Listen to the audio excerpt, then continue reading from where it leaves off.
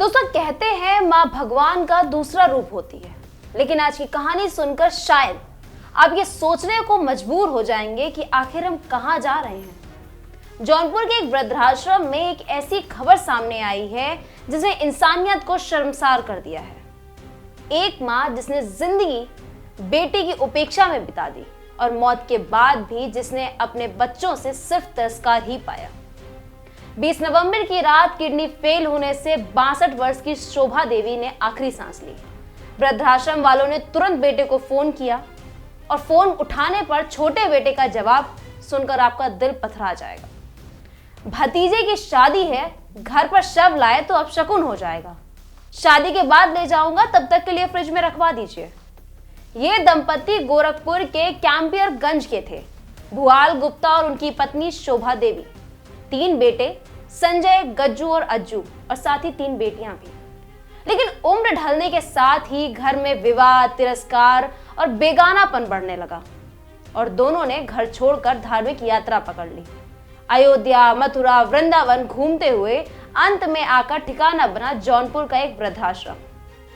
जब पत्नी की मौत की खबर उन तक पहुंची, भुआल गुप्ता रो पड़े। बोले, बहुत बड़ी भूल हो गई, बेटों ने मेरी पत्नी के शव को नदी के किनारे दफना दिया। शादी खराब ना हो इसलिए, और सुना कि शादी के बाद वो बोले थे कि आटे का पुतला बनाकर अंतिम संस्कार कर देंगे, लेकिन शादी खत्म हो गई, गाना बजाना खत्म हो गया, लेकिन अंतिम संस्कार की बात वो तो कहीं हवा में ही उड़ गई।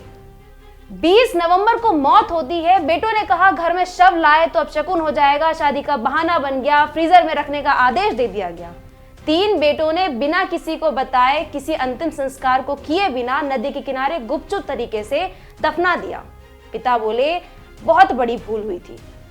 शादी का शोर न थमे इसलिए मां की सांसें रहीं, मां का सम्मान तक छीन लिया गया। आज अगर इस कहानी को सुनकर किसी का दिल नहीं पसीजा तो शायद हमारा समाज वाकई मशीन बन चुका है, इंसान नहीं। ये सिर्फ एक स्टोरी नहीं, आईना है जिसने हम सबको अपना चेहरा देखने की जरूरत है। कहीं हम भी अपने आसपास किसी बुजुर्ग को अनदेखा तो नहीं कर रहे हैं। तो ये थी हमारी आज की खास पेशकश। ऐसी और तमाम खबरों को पाने के लिए देखते रहिए लाइव न्यूज़ एक्स। मैं हूं आपके साथ अंजलि मिश्रा। धन्यवाद।